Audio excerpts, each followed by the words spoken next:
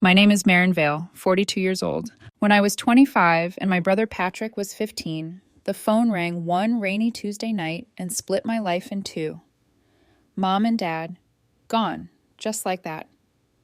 A car accident, the kind that makes the news for a day and a ghost out of you forever. The next morning, while relatives whispered logistics over lukewarm coffee, someone said, "He's only 15. Who's going to take him?" And the room turned toward me. I didn't even have time to grieve. I just said yes.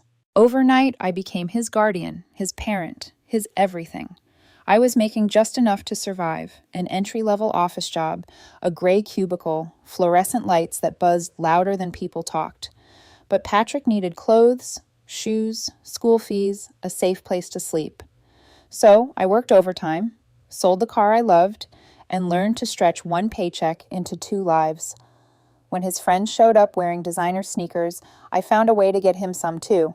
Birthdays became events, streamers, pizza, music in the living room, until the neighbors knocked.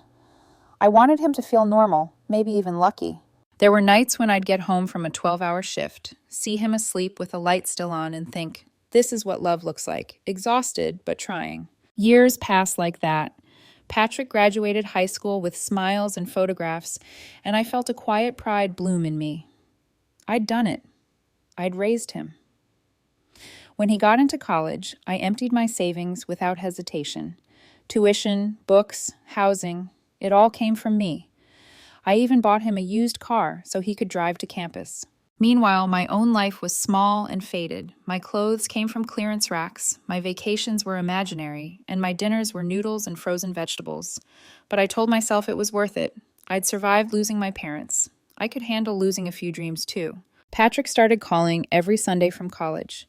He'd tell me about new friends, internships, how he was finding his path. Each call ended the same way. "You're the best sister in the world, Marin." And every time I believed him. After graduation, he got an entry job at a marketing firm. When rent proved too high, I helped again, covered the difference quietly each month. The bank app became a diary of love I never said out loud. Then he met Gabrielle. She was bright, charming, with the kind of polished confidence that turned heads. When he brought her home the first time, she hugged me warmly and called me sis, as though she'd known me forever. I wanted to believe she meant it. 5 years later, they got engaged. I paid for their wedding. $20,000 gone in one weekend of champagne and white roses. But the joy on Patrick's face felt like repayment enough. Afterward, I even gifted them $30,000 more for a down payment on a house. He said he didn't know how to thank me. "Just be happy," I told him. But after the honeymoon, something in him began to fade. Calls became shorter. Invitations stopped coming. Gabrielle, though, started visiting me alone. At first, I thought she just wanted to bond. She'd compliment my wardrobe, scan the shelves, touch fabrics. "Can I borrow this sweater?" she'd ask. Or, "Those heels are perfect for a gala next week." We wore the same size, so it seemed harmless, until I realized she never returned anything. Weeks passed. My closet thinned. I'd text politely, "Hey, any chance you found that blouse?" Her replies were always breezy. "Oh, must have left it at my mom's house. Next time, I promise." But next time never came. I counted 10 pieces gone, some of them gifts from Mom, now irreplaceable. The day I confronted her, sunlight was slicing through my living room, turning dust into glitter. Gabrielle stood near the couch, eyeing my new jacket. I'd had enough. "Gabrielle, you still have my blue blouse," I said quietly, "and my black pants, and that sweater I lent you in March." Her smile stiffened. "Are you serious? You're being greedy." "I'm just asking for what's mine." Patrick walked in then, holding a coffee. "What's going on?" Gabrielle turned, voice sharp. "Your sister thinks I stole her clothes." Patrick sighed. "Marin, come on. Don't make this a scene. You've got plenty." "Patrick, it's not about plenty. It's about respect." "Then respect her too," he snapped. "She said she'll return them." I wanted to scream, but the weight of years of sacrifice pinned me silent. I let it go that day, told myself peace was worth more than a few shirts, but it planted a bruise that never healed. After that, Gabrielle came by less often. When she did, she'd glance at my things with faint disdain, as though everything I owned was outdated or cheap. I noticed how Patrick began echoing her tone, subtle sighs, small jabs. You could really update this place, sis. It feels old. Maybe he was right. I'd been saving for years, always telling myself later. So one day, I decided later had come. I renovated everything: fresh paint, modern furniture, new appliances that hummed like satisfaction. For once, I allowed myself something nice. When it was done, the house gleamed. I even changed the locks. One more layer of security, one more symbol that my life was finally, maybe, mine again. Out of habit, I called Patrick. Hey, I just upgraded the house. Everything's new now. Do you and Gabrielle want my old stuff? It's still in great condition. There was a pause. Then, faintly, I heard her voice in the background. Tell her we don't want her junk. Patrick cleared his throat. Thanks, but we're good. I smiled into the silence. No problem. That night, I sold my old furniture at a yard sale, smiling at strangers who carried away pieces of my past. I slept soundly for the first time in months. 3 evenings later, I came home from work and felt something was off. The porch light flickered. The front door hung slightly open, the frame splintered. Hello? I whispered, stepping inside. The echo of my own voice bounced off bare walls. Every room was hollow, my new couch gone, my TV, refrigerator, the art I'd finally splurged on, gone. Even the forks were missing. It was like standing inside a ghost version of my life. My hand shook as I turned toward the wall. A single sheet of paper was taped there, Patrick's handwriting. We need it more than you do. Thanks, Patrick. For a long moment, I just stood there, the words blurring as tears filled my eyes. Then a knock startled me. Mrs. Henderson from across the street peeked in, worry creasing her face. Marin, are you all right? I saw your door open. She stepped inside, gasping. Oh, my dear, everything's gone. It was Patrick, I managed. I showed her the note. Her expression hardened. I saw him earlier, with a moving truck. He said you told him he could take whatever he wanted. I'm so sorry. It's not your fault, I said softly. She hesitated. My camera caught everything. I'll give you the footage. That night, I sat in the middle of my stripped living room, flash drive in hand, heart hollow. For 17 years, I'd given Patrick everything. Now he'd taken the last thing I had left, my trust. Outside, the streetlights hummed. Inside, the house answered only with silence. The first night I slept in the empty house, I didn't really sleep. I lay on the floor with a folded blanket under my head and watched the ceiling shift with the passing headlights. Every little sound, a pipe settling, the refrigerator that wasn't there, the wind, became an intruder with soft feet. At 3 a.m., I got up, made tea in a bare kitchen where steam rose like a ghost, and plugged Mrs. Henderson's flash drive into my laptop. The footage began in early afternoon, a rented box truck rumbling to my curb, hazard lights blinking. Patrick stepped into frame first, baseball cap low, shoulders hunched like he was doing a favor no one appreciated. Behind him, Gabrielle wore leggings and a fitted jacket, phone in one hand, pointing with the other. 2 men I didn't recognize lifted my couch as if it belonged to them. The camera had no sound, just the smooth flow of theft, the TV sliding off the wall mount, the stainless fridge bumping down the steps, my framed print wrapped in a moving blanket like a body. Once, when a box slipped from a mover's grip, Patrick laughed. I knew that laugh, the one from summer afternoons when he was 10 and we'd sprint through sprinklers. It punched through me now, like a bruise reopening. He bent, picked up the box, and the angle showed my handwriting across the top. Kitchen, fragile. I paused the video on his face. He looked tired, or guilty, or both. Gabrielle leaned into the frame to wipe her forehead with the back of her hand, then lifted the note she must have written, or maybe she told him what to write. I watched him tape it to my wall. We need it more than you do. Thanks, Patrick. Then he backed away and scanned the room as if assessing a job well done. Okay, I said into the empty house, and the word didn't sound like mine. Okay. I made a list. It was the only thing that steadied me. A legal pad, neat columns, dates. Step 1. Photograph the broken lock and door frame. Step 2. Inventory missing items, model numbers, serials if I had them. Step 3. Gather all receipts. Step 4. Save stills from the video.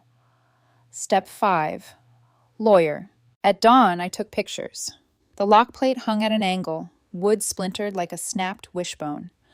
On the porch boards, faint tracks scuffed the paint where the fridge had scraped by.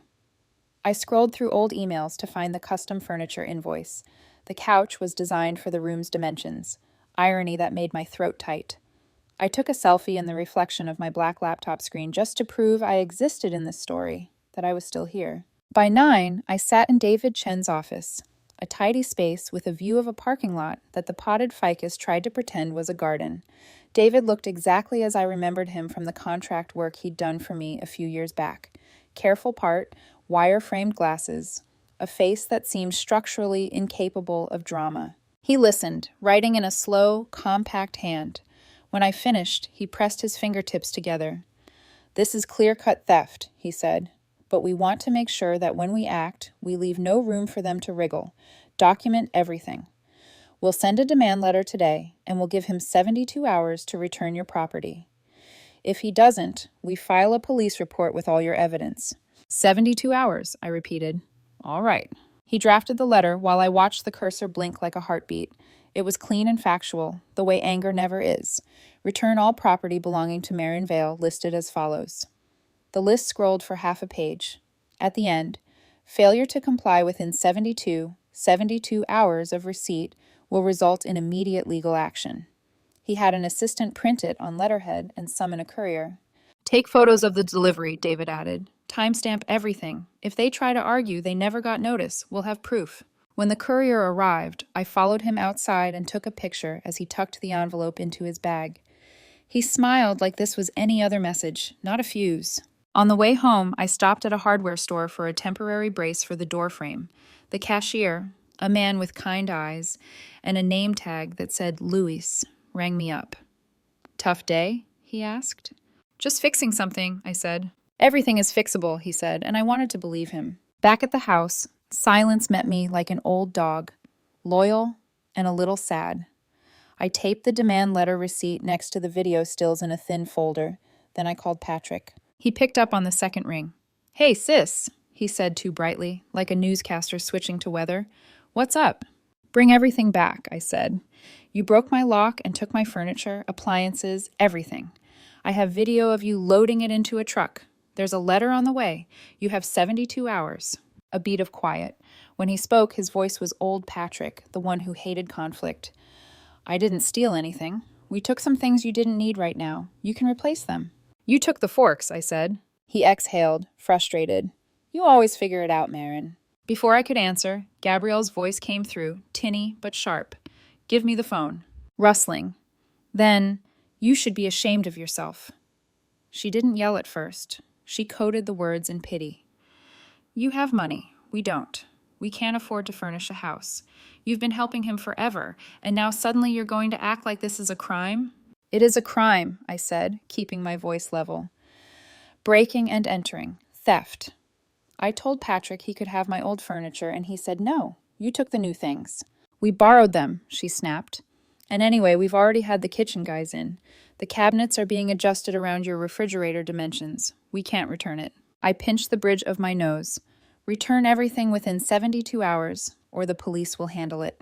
She laughed, short and incredulous. "You won't call the cops on your own brother." The line clicked. I stood there with the phone against my ear, listening to the dead air as if it might offer a better answer. I set an alarm on my phone for each day.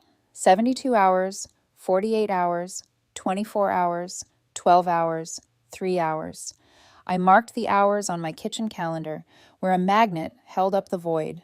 Each night I lay on the floor and listened to a house that did not recognize itself. Mrs. Henderson brought over soup in a Tupperware with blue tape on the lid that said, "Chicken, no onions." We watched the video once together, and she shook her head in disbelief. "He was always such a sweet boy," she murmured. "He learned that from me," I said, and the bitterness in my voice surprised us both. On the second day, an aunt called. "Marin, honey, I'm sure this is a misunderstanding," she began, careful. Gabrielle said, "I have video," I said. "Well," my aunt faltered, "families go through things." "Yes," I said, "they do." On the third day, the phone stayed silent. No apologies, no offers, just the sound of my alarms announcing a countdown that nobody else seemed to hear. On the fourth morning, I dressed as if for court. Black trousers, the blue blouse Gabrielle hadn't taken because she never returned the first one. I went to the police station carrying my folder like a shield. The officer at the front desk listened closely, then led me to an interview room where the walls were the color of realism. I handed over the letter, the receipt of delivery, the photos of the door, the receipts for every item, and a thumb drive with Mrs. Henderson's footage. The officer's expression never changed. He only nodded and made copies. "We'll send a unit to their address," he said. "They'll be asked to come in for questioning." I drove home with both hands tight on the wheel, the air in my car too thin, the radio off because nothing could soundtrack this. I had just pulled into my driveway when my phone rang. Patrick's name filled the screen. When I answered, I didn't say hello. "What did you do?" He screamed so loud I had to hold the phone away. "The police are here. They detained us. They're going to question us. Are you insane?" Behind him, Gabrielle's voice climbed into a hard, brittle pitch. "You're ruining our lives. You think you can embarrass us like this, after everything we've been through?" "You had 72 hours, I said. I heard how flat I sounded and wondered if this was what strength felt like, or if it was just shock dressed up. You made your choice." "Please," Patrick said, and the word bent, not with pride, but with the helplessness I'd nurtured in him for years. "We'll bring everything back. Just tell them to stop." "No," I said. They both began talking at once, Gabrielle spitting out reasons like seeds, Patrick begging in a rush that sounded like rain against a window. I closed my eyes, leaning my head against the car's headrest, and let the voices tangle into a net I had finally decided to climb out of. "Marin," Patrick's voice cracked. "Don't do this." "I already did," I said, and hung up. An hour later, David called. "They want you to come down," he said gently. "Patrick and Gabrielle are at the station, asking to speak with you." I looked at my front door, reinforced with a temporary brace that wouldn't stop a determined person, and at the living room beyond it, reshaped by absence. I picked up my keys. "Okay," I said. "Let's finish what they started." The police station smelled like coffee that had burned on a hot plate too long. David Chen walked beside me through the hallway, his briefcase clicking softly against his leg. When we reached the interview room, an officer opened the door, and there they were, Patrick and Gabrielle, sitting side by side at a metal table. Patrick looked smaller than I remembered. His hair was a mess, his eyes red. Gabrielle was crying, mascara streaked down her cheeks. For a moment, I felt a sting of something, grief maybe, or nostalgia, but it vanished when Patrick looked up at me with that same pleading face he used as a teenager whenever he'd broken something. "Marin," he said, voice cracking, "please drop the charges. We'll return everything today. Just don't do this." I didn't sit. "You should have returned it 4 days ago when I asked." Gabrielle's sobs got louder. "We made a mistake. We were desperate. We're sorry. Please, we'll fix everything." I glanced at David, who stayed silent, giving me the space to answer for myself. I looked at Patrick, the kid I'd raised, the boy I'd tucked into bed after nightmares, the man who'd just stolen my life. "I'm not dropping the charges," I said quietly.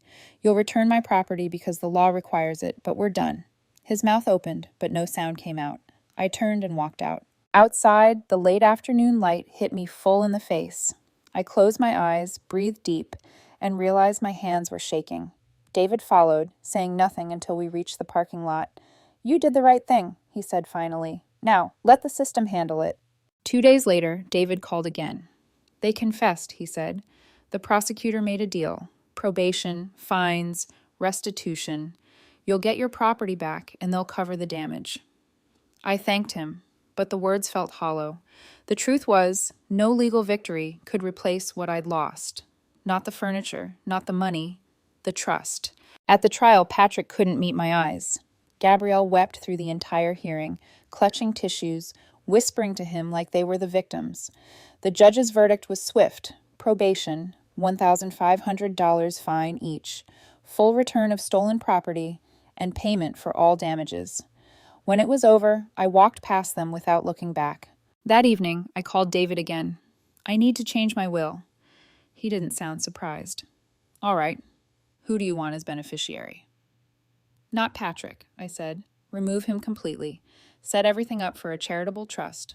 I want him to know he's not my heir anymore." David's voice stayed calm. "Are you sure you want him notified?"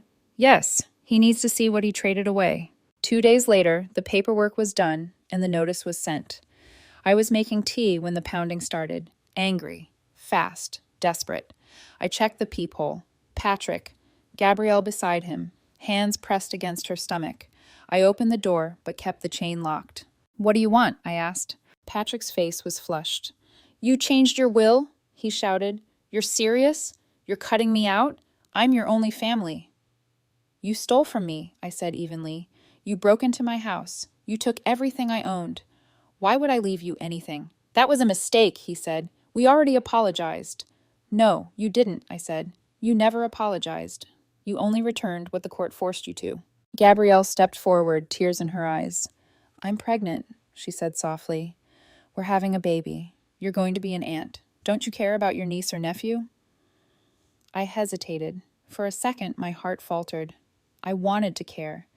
I wanted to reach through the chain and hold that possibility of family again. But then I remembered the empty house, the note, the humiliation. "Congratulations," I said. "But that doesn't change what you did." Gabrielle's face twisted. "You're so cruel. You called the police on us. You humiliated us. And now you're taking away our future." "It was never your future," I said. "It's my money. I earned it. I get to decide what happens to it." Patrick slammed his palm against the door, the chain rattling. "Change your will back," he growled. "You owe me." Something inside me snapped. "I owe you?" I repeated, my voice rising. "I raised you. I paid for your clothes, your food, your college, your car, your apartment, your wedding, your house down payment. 17 years of my life, Patrick. And you think I owe you more?" He stepped back, breathing hard. "You were supposed to take care of me. That was your job." "My job," I said, "was to raise you until you were 18. I did that, and then some. I gave you everything, and you repaid me by stealing from me." Gabrielle's voice trembled. "We made one mistake." "You made many," I said. "You stole from me. You lied. You damaged my home. You never returned a single thing you borrowed." "Fine," Patrick snapped. "I'm sorry. Is that what you want to hear?" "It's too late," I said. "If you contact me again, I'll file for a restraining order." I shut the door and locked it. They kept pounding for a few more minutes, shouting, pleading, until silence finally returned. I leaned against the wall, breathing hard. My whole body shook, not from fear, but release. For the first time, I realized I wasn't angry anymore. I was finished. That week, I had a full security system installed. Cameras on every corner, alarms on every window, motion sensors lighting up the yard. I should have done it years ago. When the technicians left, I sat on my new couch, the one the court had forced them to return, and looked around my restored living room. Everything was back where it belonged, but it all felt different. The next day, Aunt Maggie called. "Marin, I spoke to Patrick," she said gently. "He's very upset. He told me he wants to make things right." "He had plenty of chances," I said. "He's your brother. Family is important." "He didn't think so when he broke into my house," I said. "People make mistakes. This wasn't a mistake. It was a choice." She sighed. "What do you want me to tell him?" "Tell him I don't want to reconcile. I'm done." When the call ended, I sat in silence, staring at the walls that now enclosed only me. I was 42 years old, and I'd spent nearly half my life taking care of Patrick. I'd sacrificed vacations, relationships, hobbies, all for him.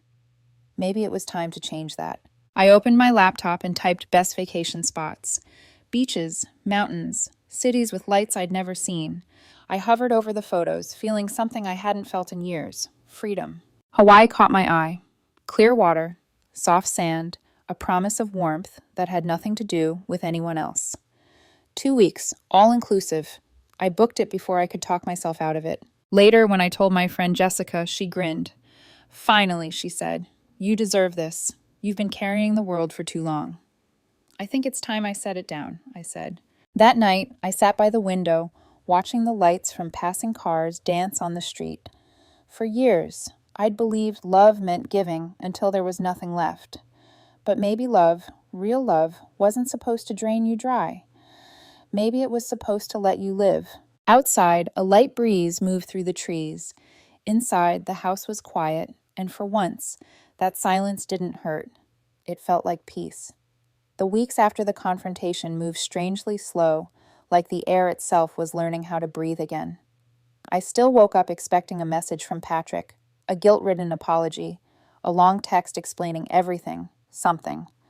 But the phone stayed silent, and maybe that was the loudest answer of all. The house felt lighter, even though it had once been stripped bare.